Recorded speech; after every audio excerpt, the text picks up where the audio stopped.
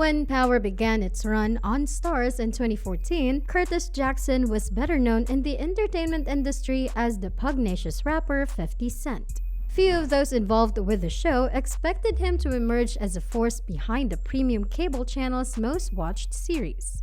Don't forget to watch today's video to the very end as we explore the work and life of 50 Cent and the fact that he has taken the lead in Black television with Power Book 2, Ghost Season 2, Power Book 3, Raising Kanan Season 1, and Black Mafia Family. With the Power 4 Force coming up February the 6th, it will definitely make it the top 4. But before we begin, please subscribe to our channel and press the bell icon to never miss another upload of ours. Having said that, let's jump right in.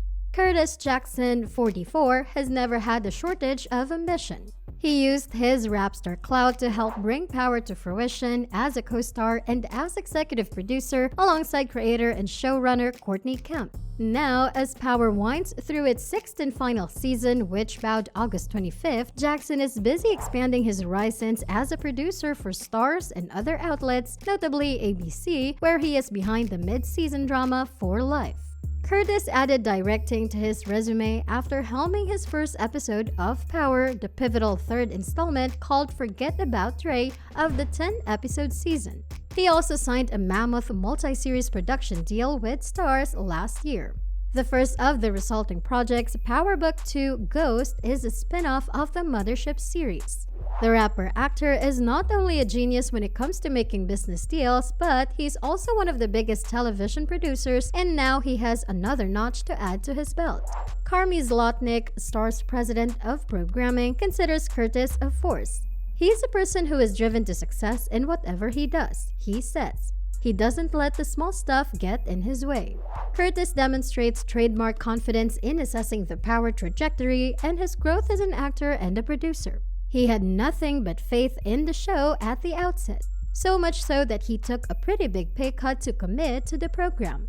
Power revolves around the struggles of a former drug kingpin played by Omari Hardwick who tries to go straight as a businessman but can't shake his past. In its 5th season, Power averaged more than 10.8 million viewers per episode through multi-platform plays, making it far and away Starz' most popular series. The August 25th premiere delivered 2.3 million linear viewers, turning it into premium cable's top series for the year behind only HBO's Game of Thrones.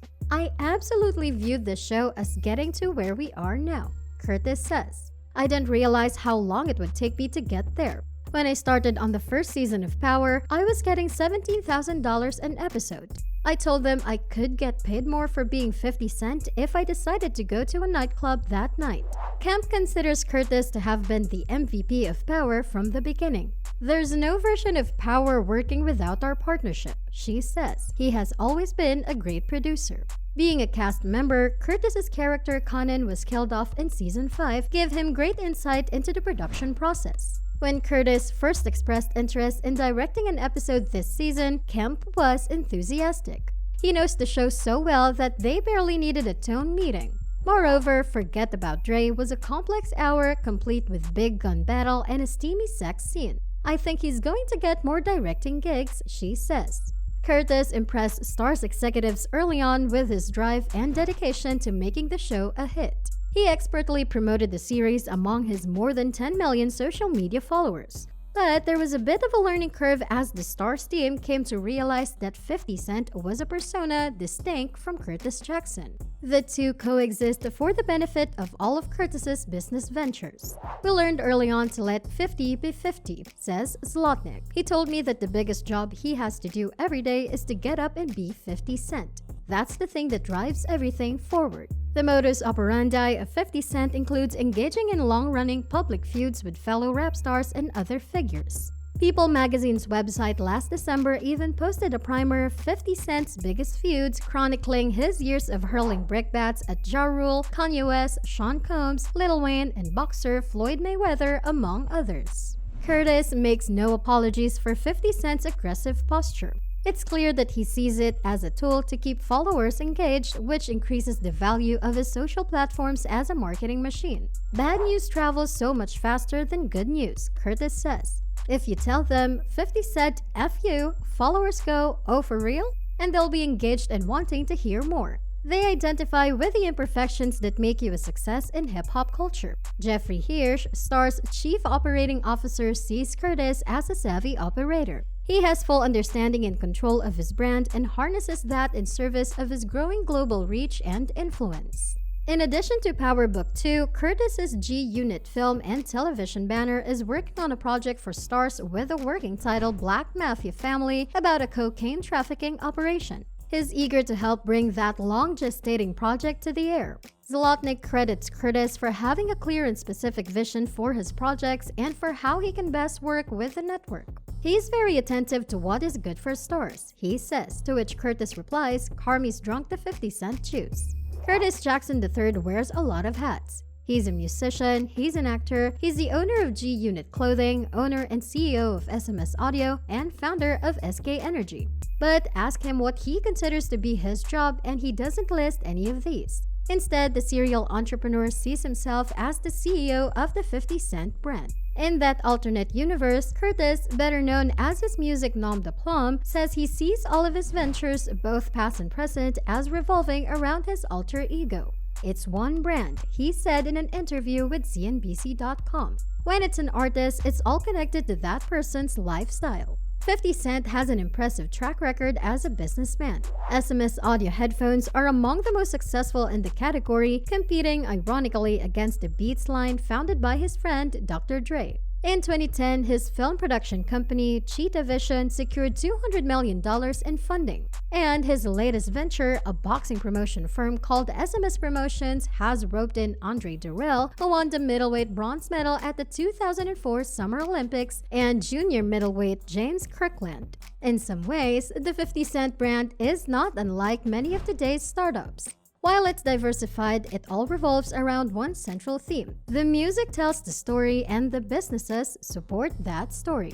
The lyrics in his business playbook are a bit different than those in his songs though. Here are strategies he's used to get rich or die trying.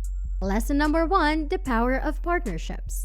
SMS draws a lot of strength from the street cred of 50 Cent, but in the past year, it has begun to use other big names, including music producer Timbaland and Knicks point guard Carmelo Anthony, to draw in customers. This year, the company is adding a somewhat unexpected third license to the brand, a line of Star Wars-themed headsets. The strength of deals like the one with Anthony or the one with Disney for Star Wars is that it exposes SMS to an audience that normally might not consider it, which could in turn make consumers more aware of Curtis's other business ventures. That keeps the brand growing and the money flowing.